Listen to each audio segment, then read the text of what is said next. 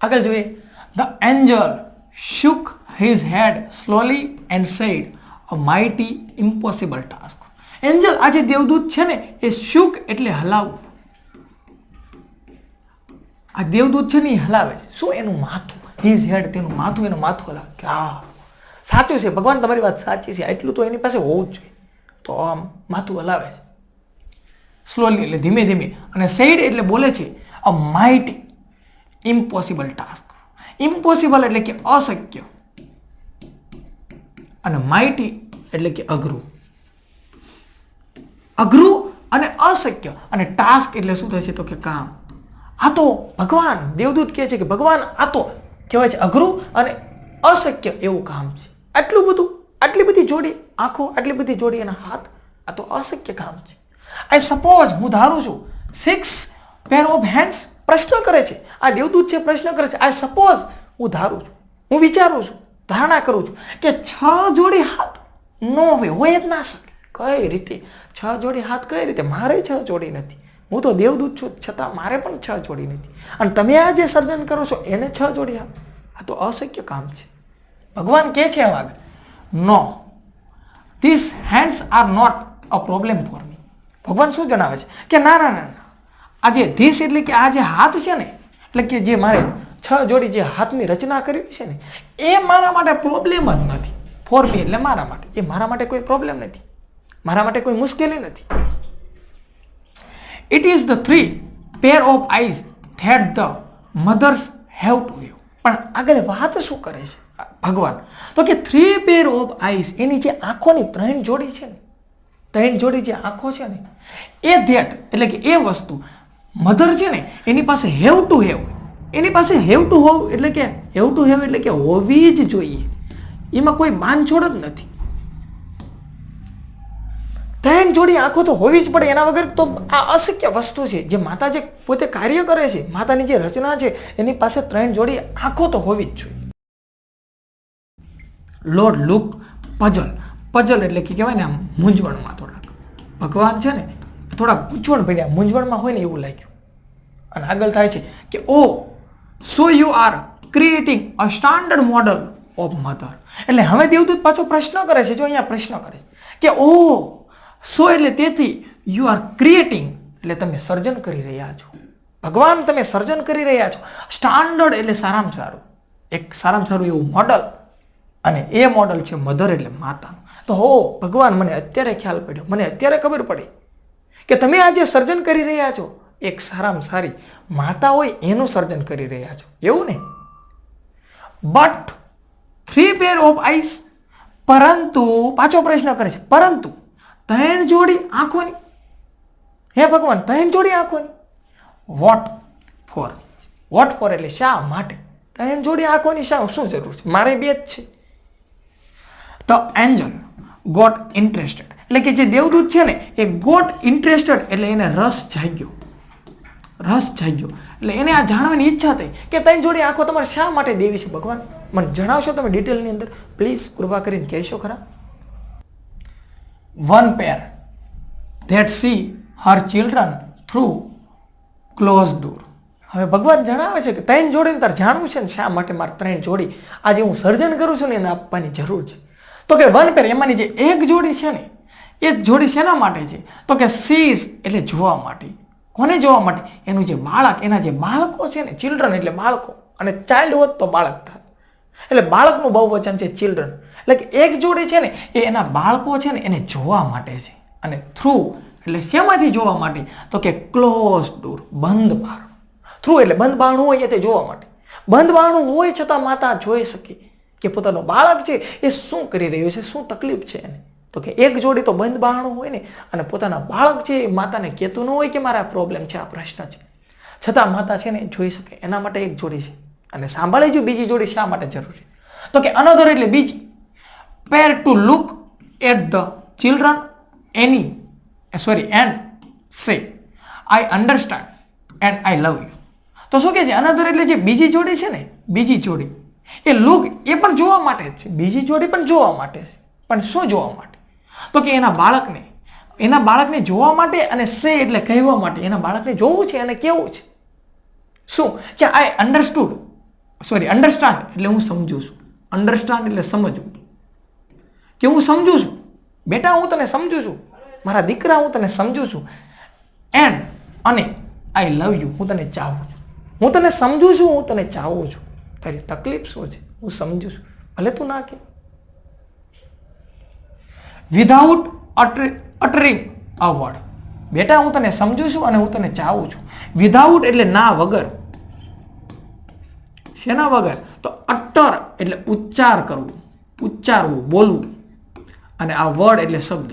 તું કોઈ પણ શબ્દ ના બોલ ને બેટા, તોય હું સમજી જઈશ કે તારી શું તકલીફ છે. અને માતા સમજી જતી હોય.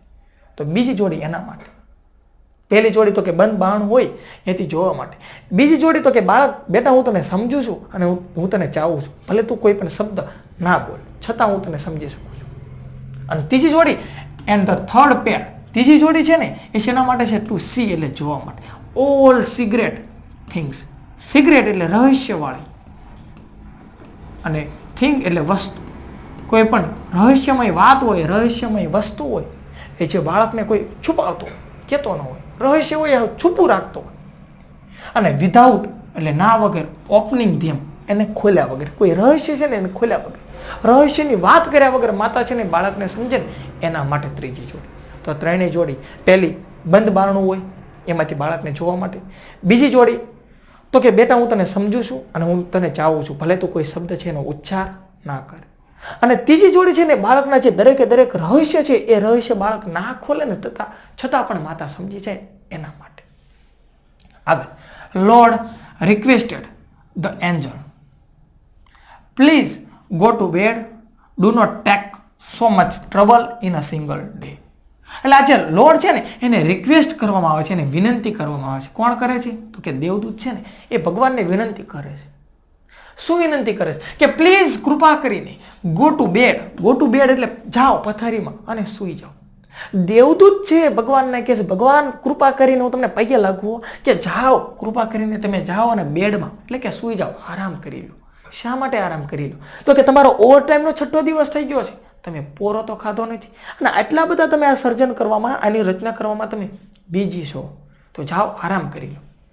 ડુ નોટ ટેક, તમે લેશો નહીં. ટેક એટલે લેવું, તમે લેશો નહીં. સો મચ એટલે વધારે પડતી.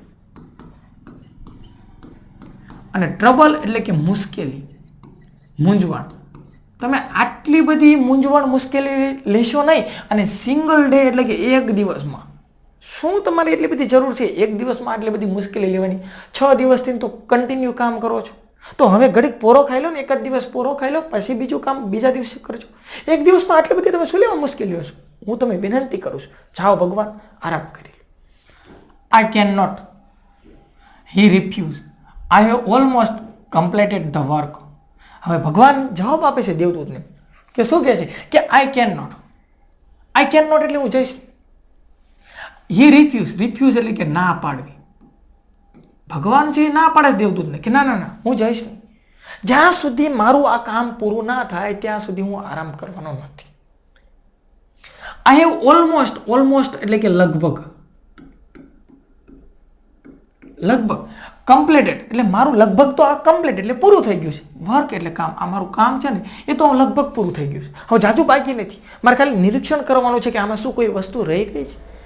કારણ કે મારે ચેક કરવું પડશે, કારણ કે સર્જન જ હું એવી વસ્તુનું કરી રહ્યો છું, તો મારે એકવાર ચેક તો કરવું જ પડશે. I have put the best of my idea. I put એટલે શું થશે? તો કે મૂકવું, મેં મૂક્યા છે. શું મૂક્યા છે? બેસ્ટ એટલે સારામાં સારા, અને મારા આઈડિયાઝ એટલે વિચાર. મારા જે વિચારો છે ને એ મારા સારામાં સારા વિચારો છે. મારા વિચારો પણ એમાંય જે સારામાં સારા, બેસ્ટ એટલે સારામાં સારા એવા જે વિચારો છે ને મેં મૂક્યા છે. ઇન્ટુ એટલે અંદર, અને ધીસ મોડલ એટલે કે આ મોડલ. આ મોડલની અંદર મારા જે સારામાં સારા વિચારો છે ને એને મેં અહીંયા મૂક્યા છે. Now this mother will heal herself when she is sick. અને નાવ એટલે હવે, હવેથી, અત્યારથી આ જે ધીસ મધર, આ માતા છે ને એ વિલ હીલ, હીલ એટલે રૂજાવું, રૂજ આવી અથવા તો સાજા થવું. એટલે આ માતા છે ને, ધીસ મધર, આ માતા વિલ હીલ એટલે એને રૂજ આવશે, એ સાજી થશે. આ માતા છે ને સાજી થશે. હરસેલ્ફ એટલે પોતાની જાતે, તેણીની જાતે. આ માતા એણીની પોતાની જાતે એ સાજી થશે. વેન એટલે જ્યારે, સી ઇઝ સિક, સિક એટલે કે બીમાર. માતા જ્યારે પણ બીમાર પડે ને તો એ પોતાની જાતે પોતાની રીતે સાજી થઈ શકશે. એવા વિચારો પણ મેં એની અંદર મૂક્યા છે. She would be able to feed a family of 6 members only on half kilo of cabbage. તો કે she would be able એટલે સક્ષમ છે, કાર્યરત છે. આ માતા છે ને કાર્યરત છે. શેના માટે કાર્યરત છે? ફીડ એટલે ખવડાવવું. માતા છે ને ખવડાવવા માટે પણ સક્ષમ છે. કોને ખવડાવવા માટે? એનું જે ફેમિલી છે, અને એ ફેમિલીની અંદર 6 મેમ્બર એટલે 6 સભ્યો હોય. મેમ્બર એટલે સભ્ય, 6 સભ્યો હોય, અને ઘરની અંદર હાફ એટલે કે અડધો કિલો કોબીજ હોય. જો ઘરની અંદર અડધો કિલો કોબી હોય એટલે કે 500 ગ્રામ કોબી હોય, અને ઘરની અંદર 6 વ્યક્તિ હોય, છતાં પણ આ માતા છે ને એબલ છે, સક્ષમ છે કે એ 6 વ્યક્તિઓને ખવડાવી શકે અડધા કિલો કોબીમાંથી. કે કઈ રીતે ચલાવી લેવું ને એ માતા જાણે છે.